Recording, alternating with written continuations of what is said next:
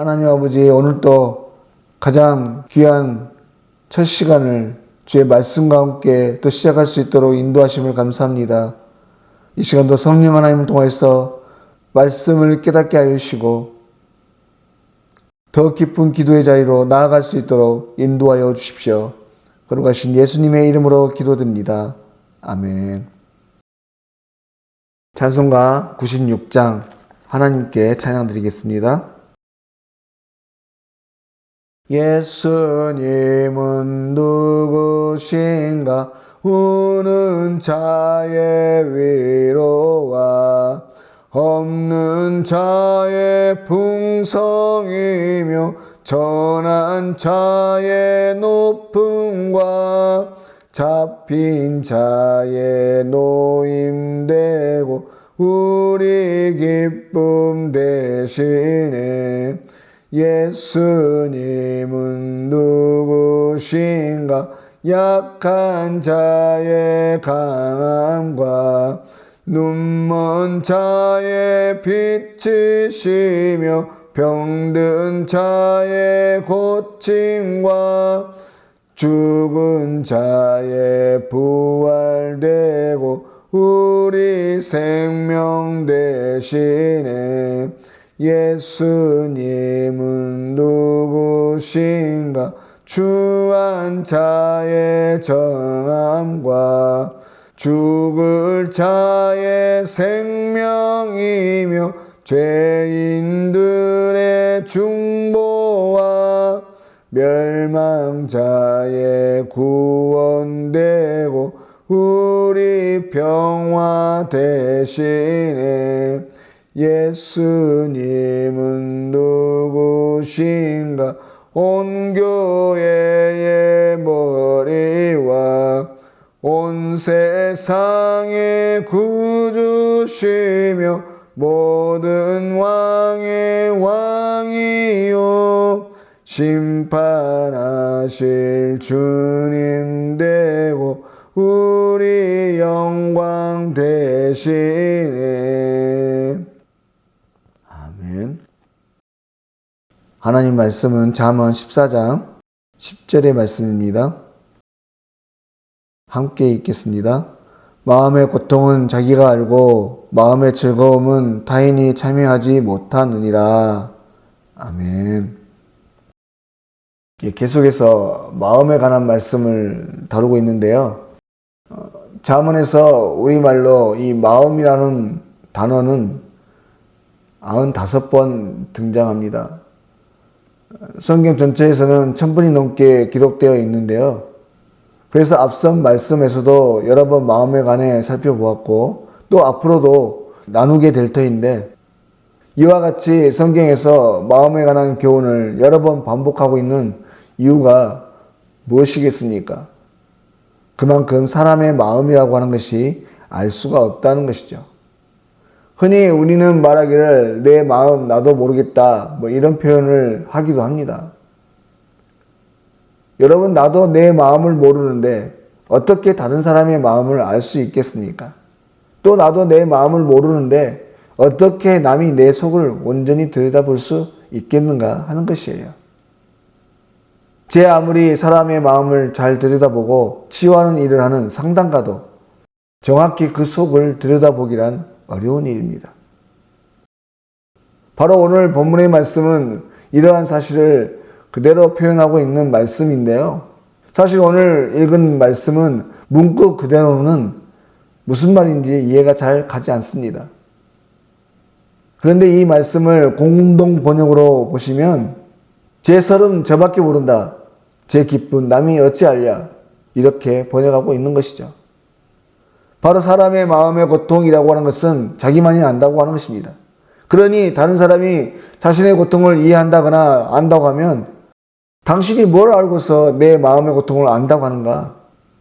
오히려 화가 날 수밖에 없는 것이에요. 이러한 단적인 사례로 우리는 욥기의 말씀을 통해서 자세히 살펴볼 수 있습니다. 욥이 말할 수 없는 고통 중에 있을 때 친구들이 위로한답시고 와서 몇 마디 건넵니다. 하지만 오히려 욥의 마음만 상하게 하고 논쟁만 하다가 돌아갈 수밖에 없게 되었던 것이죠. 여러분, 흔히 우리가 부부를 일심동체 이렇게 표현합니다. 부부뿐 아니라 사람들끼리도 그 마음과 뜻이 같을 때 이런 표현들을 사용하곤 하는데요. 이 글자의 원뜻대로 보면 타락하기 이전에 아담과 하와의 관계를 그대로 살펴볼 수 있습니다. 타락하기 이전에 아담과 하와의 관계를 그대로 보여주는 말씀이 되는 것이죠. 이 글자의 원뜻대로 보면 타락하기 이전에 아담과 하와의 관계를 그대로 살펴볼 수 있습니다. 여러분, 타락하기 이전에 아담이 하와를 부를 때 뭐라고 부릅니까? 내 뼈 중에 뼈요, 살 중에 살이라 이렇게 부릅니다. 하와가 아담의 옆구리에서 나왔으니 한 몸인 것이 맞지요. 하지만 뱀의 유혹을 받고 선악과를 먹게 된 이후에 이들의 일심동체는 깨어집니다. 오히려 서로에게 죄를 전가하고 핑계를 대기 시작하죠. 또한 이후에 아담의 두 아들 가인과 아벨의 경우에서도 앞서 부모와 같이 그 마음에 깨어져 있는 것을 볼 수 있습니다. 아담의 두 아들 이 가인과 아벨이 성장해서 각기 다른 제사를 하나님께 드렸지요. 그런데 하나님께서 아벨의 제사만 받아주시고 가인의 제사는 받지 않으신 거예요. 그랬더니 가인이 안색이 변해서 아벨을 죽이려 합니다. 바로 그때 하나님께서 가인에게 주시는 경고의 말씀이 창세기 4장 7절의 말씀인데, 내가 선을 행하면 어찌 낯을 들지 못하겠는가? 선을 행하지 아니하면 죄가 문에 엎드려 있느니라.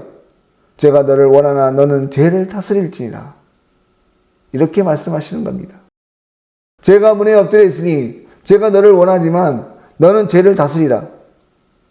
바로 다름 아닌 내 마음을 다스리라고 하는 말씀인 것이에요.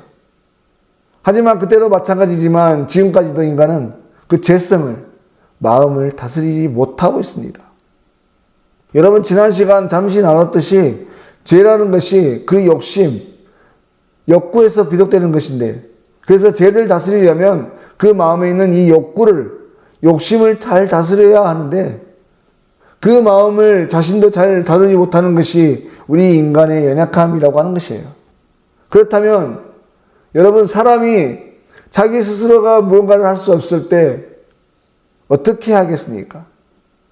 혼자 신음하고 애를 쓰다가 도통 해결할 수 없을 때, 그땐 누군가의 도움을 받아야 합니다. 다른 사람에게 손을 내밀어야 하는 것이죠. 그런데 앞서 말한 대로 자신도 자신의 마음을 어떻게 할 수 없는데 어찌 다른 사람의 마음을 치유하고 회복시킬 수 있겠는가 하는 것이죠. 사람이 그 마음을 치유하고 회복하기 위해서, 여러분, 그것은 오로지 그 마음을 창조하시고 능히 다스릴 수 있는 유일한 분, 바로 창조주 하나님께 의탁해야 하는 것입니다.